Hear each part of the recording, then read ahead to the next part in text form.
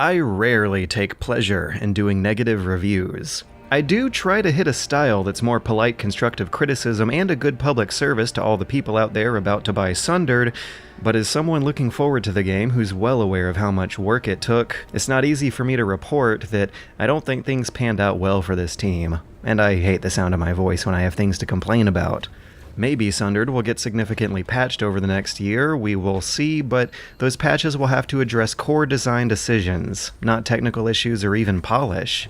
Because I haven't played many games that just feel like their development cycle could have used a fresh start straight from the beginning like Sundered did. Sundered is a Lovecraftian Guacamelee clone billed as a horrifying fight for survival and sanity. A replayable Metroidvania where you resist or embrace ancient eldritch powers. The game sports beautiful hand-drawn 2D character animation from the same people that drew you Jotun, but this time they're trying their hand at good old side-and-scroll and back-and-tracking, which sounds like something that should be right up my alley. Considering how much I loved last year's Salt and Sanctuary, I was ready to go for another take on this concept. And I'm sure others are too. Since then, Hollow Knight has tackled a similar style with high marks across the board. I really got to get around to that one eventually, but all the while these games are coming out against the backdrop of Koji Igarashi once again taking up the mantle of explore 'em up gothic horror, so how is Sundered compared to the competition?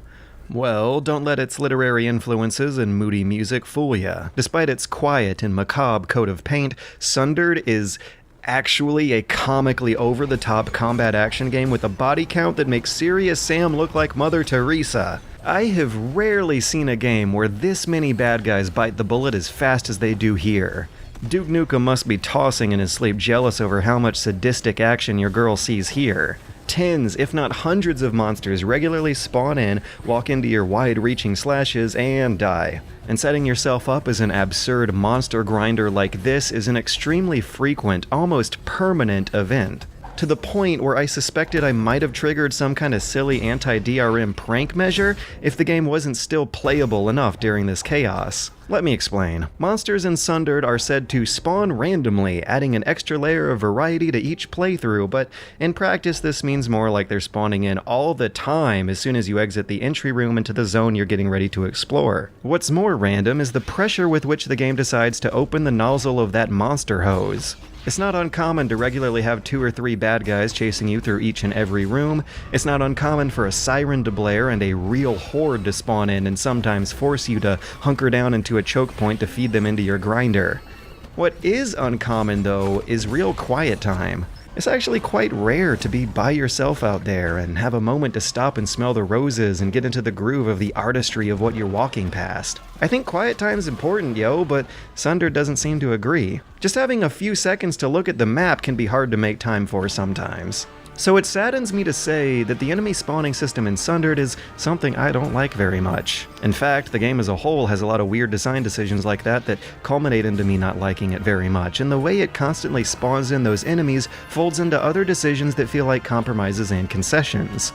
I suspect the team's animation budget was the sole star of the show here, because your girl and those monsters she's genociding away sure are animated well, but the competence and talent that got put into the animations apparently didn't get applied when it came time to incorporate them into the game you're playing. Hand-drawing all those frames of animation is undoubtedly expensive, and Sundered is a little $18 self-published novelty with mostly just one voice actor, and that doesn't leave a lot of budget for the game to impress on size, scope, and polish. However, it's rated for 15 hours of playtime and as such has about 15 enemy types, but in practice they all just have one attack cycle that is mostly a variation of swelling into a hitbox and charging at you for a few frames. Since they spawn in such great numbers, our heroine's attack animations are graciously geared for crowd control. Fast, wide, vertical sweeps with very few frames of cooldown are slapped onto your attack button, and they stun charging enemies on contact. So in practice, that makes the game a button masher, hence why I so often ended up feeding enemies into a choke point and just mashing my way through them. Thankfully, a few projectile enemies will force you to get moving, but not under immediate pressure.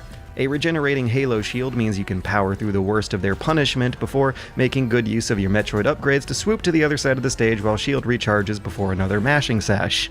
And there's nothing inherently bad about button-mashy crowd control combat. This is the whole hook that's kept the Dynasty Warriors series going for like 65 million years, but sitting back and watching one button do so much dirty work is kind of more thoughtless fun than Sundered seems to think it is. Because Sundered is still a Metroidvania. You gotta use mental notes to backtrack across a big non-linear map, seeking out obstacles you saw earlier that you can now upgrade your way past. And what do you backtrack past? Procedurally generated tunnels. Not the good kind either. In cases where procedural generation is done right, there's enough unexpected traps, enemies, bonuses, and other such variables to sustain a procedural level generation hook. Unpredictability and replayability are the point of those games. In Sundered, it's kinda not. At least I can't seem to find the replay value as much as the manual seems to want me to find it. The game's anemic by design. You've got one melee weapon, one cannon emergency weapon, and that's all the damage you'll ever be dealing out. One currency feeds into upgrades of both, XP fed into an upgrade tree on deaths. Jumps get upgraded and perks can be grabbed from pre-placed, not procedurally generated rooms, but everything between those waypoints are empty, bland connecting tunnels that are just full of bad guys and not much else. Well, sometimes a treasure chest. Basically, they're just stamped with reasons to keep feeding you XP points. Exploration is always rewarded, after all, and deaths are always rewarded too. After any regular death, just plug some DPS and armor upgrades with your ill-gotten XP that you can't lose, and shazam! You're an objectively more powerful character without really having to prove yourself or overcome anything to make it there. Throw yourself to the wolves, die and win by pure attrition mini-tries later if you have to. The game's less fun that way, but the leveling system basically turns it into a numbers game that can be easily and quickly exploited to ease the difficulty. After all, the one good thing about having infinitely spawning enemies always rushing you is that you're going to have a lot of XP to burn if you just farm them for a few minutes.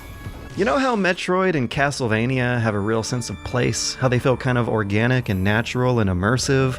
How they have you run through libraries, control rooms, maintenance tunnels, and observatories so that you can circle around save rooms to find shops and hidden bosses? In Sundered, most hand-designed rooms fall into one of three categories.